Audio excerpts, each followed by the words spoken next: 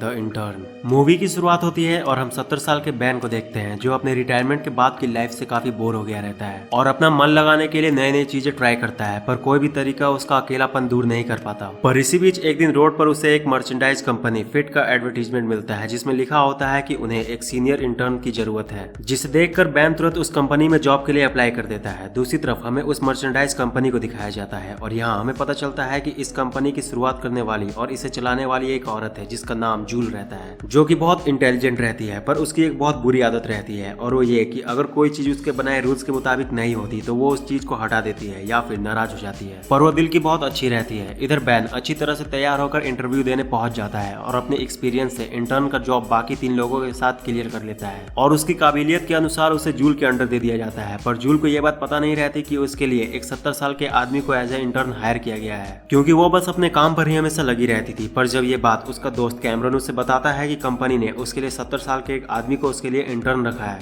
तो वो शॉक हो जाती है और कैमरन को मना कर देती है। पर कैमरन जूल से कहता है कि उसके पास दूसरा कोई ऑप्शन नहीं है, क्योंकि बैन के जरिए वो बाकी वर्कर्स के बीच एक एग्जाम्पल सेट करना चाहते हैं कि वो किसी भी हालत में काम कर सकते हैं जिससे उनके कंपनी को ही फायदा होगा। कैमरन की बात सुनकर जूल कंपनी के लिए बैन को अपना इंटर्न रखने के लिए मान जाती है, पर जूल बैन के एजेंट होने की वजह से उसे अपने काम के लायक नहीं समझती और उससे अपना पीछा छुड़ाने के लिए उससे कहती है कि जब उसे उसकी जरूरत पड़ेगी तो वो उसे मेल करेगी, पर तब तक वो उसके पास ना आए। जिसके बाद बैन जूल की बात मानकर वहां से चला जाता है और फिर हर रोज ऑफिस आकर लैपटॉप पर हर वक्त जूल के मेल्स का इंतजार करता है, क्योंकि उसे पता नहीं रहता कि उसे जूल की तरफ से कोई मैसेज नहीं आने वाला, क्योंकि जूल भूल गई रहती है कि बैन उसका इंटर्न है। पर एक टाइम के बाद जब बैन बैठा बैठा बोर होने लगता है तो वो कंपनी के बाकी लोगों के काम में उनकी मदद करने लगता है और अपने जेंटल बिहेवियर के कारण धीरे धीरे ऑफिस में सबका फेवरेट बन जाता है। जिसके बाद जूल भी धीरे धीरे उसे नोटिस करने लगती है और एक दिन बैन को जूल का मेल आता है जिसे देखकर बैन बहुत खुश होता है। पर जूल उसे कोई इंपॉर्टेंट काम के लिए नहीं बुलाती, बल्कि उसे अपने सूट को लॉन्ड्री ले जाने के लिए बुलाती है। दरअसल वो अपना सूट लंच करते वक्त गंदा कर लेती है, क्योंकि कैमरन उसे शौक दे देता है ये कहकर कि उनके इन्वेस्टर्स चाहते हैं कि वो किसी और को सीईओ बना दे जो वेल क्वालिफाइड हो, क्योंकि अब उनकी कंपनी बहुत बड़ी हो चुकी है, जिस वजह से इन्वेस्टर्स को लगता है कि वो कंपनी को ठीक से नहीं चला सकती। इधर अगले दिन बैन जूल का मूड ठीक करके उसे इम्प्रेस करने के लिए सुबह जल्दी आता है और उस टेबल को साफ कर देता है जो बहुत भरा हुआ रहता है, जिससे जूल को इरिटेशन होती थी।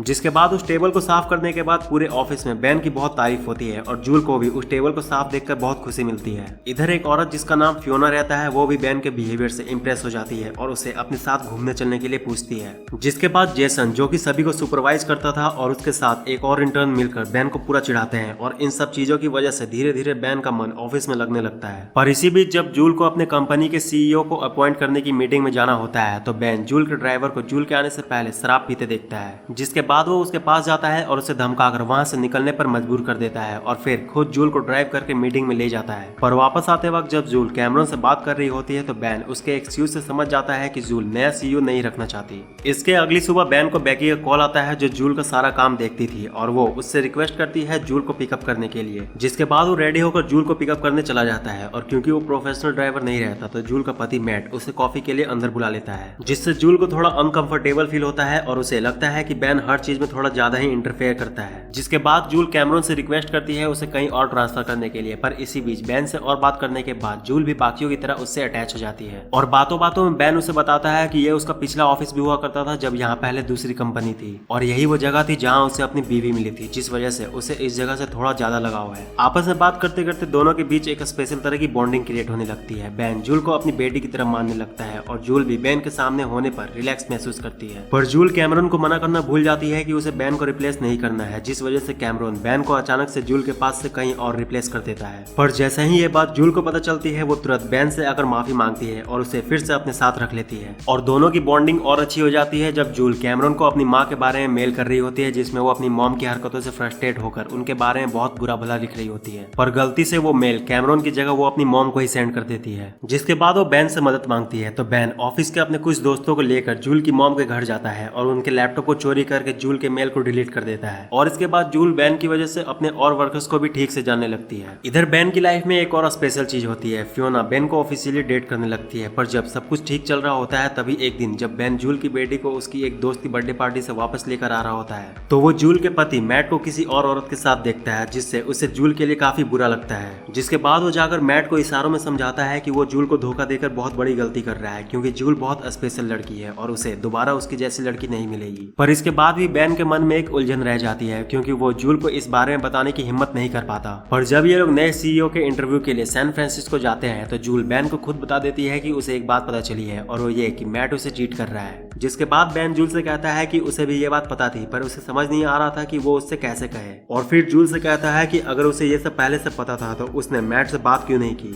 तो जूल कहती है कि वो अभी इसके अंजाम के लिए रेडी नहीं है और उसे लगता है कि शायद मैट उसके ज्यादा बिजी होने की वजह से भटक गया है, क्योंकि मैट पहले ऐसा नहीं था। उसी की वजह से आज वो अपने कंपनी को इतनी आगे लेकर आ पाई है, क्योंकि मैट जब अपने सक्सेस के ऊंचाइयों पर था तब उसने बिना सोचे उसके बिजनेस के लिए अपने सपनों को छोड़ दिया था ताकि उसे घर के कामों में टाइम वेस्ट ना करना पड़े। और आखिर में जूल बैन को बताती है कि इसी वजह से वो नए सीईओ के लिए भी मानी है ताकि वो मैट को टाइम दे सके। जूल की बात सुनकर बैन उससे कहता है कि वो गलती कर रही है, उसे सीईओ की पोस्ट नहीं छोड़नी चाहिए और अगर बैन उससे सही में प्यार करता है तो उसे फर्क नहीं पड़ना चाहिए वो कितनी भी बिजी क्यों ना हो। इसके बाद दोनों सैन फ्रांसिस्को से वापस आ जाते हैं पर अब सिचुएशन पहले जैसी नहीं रहती। जूल के सीईओ के पोस्ट के हटने की डिसीजन से बैन का मन अशांत हो जाता है और जूल भी अपने खुद की डिसीजन से बहुत हर्ट रहती है। पर दूसरी तरफ मैट को बैन की कई बातें बार बार याद आती है जिससे उसे अपनी गलती का एहसास होने लगता है। और इधर जूल जब आखिरी बार बैन से कहने आती है कि वो सीईओ की पोस्ट को छोड़ रही है तो बैन उससे एक और बार समझाने की कोशिश करता है, उससे ये कहकर कि उसके अलावा और कोई भी उसके कंपनी को उसके जितना डेडिकेशन से हैंडल नहीं करेगा। और ये चीज उसने इतने दिनों में खुद नोटिस किया है। पर जूल बैन की बातों को टाल देती है जिसके बाद बैन कुछ नहीं कहता और दोनों ऑफिस आ जाते हैं। पर ऑफिस में आते ही थोड़ी देर के बाद मैट वहां आ जाता है और जूल से अपने किए के लिए माफी मांगता है और उससे कहता है कि उसे अपने सीईओ के पोस्ट को छोड़ने की कोई जरूरत नहीं है, वो मिलकर फिर से अपने रिश्ते को ठीक करेंगे।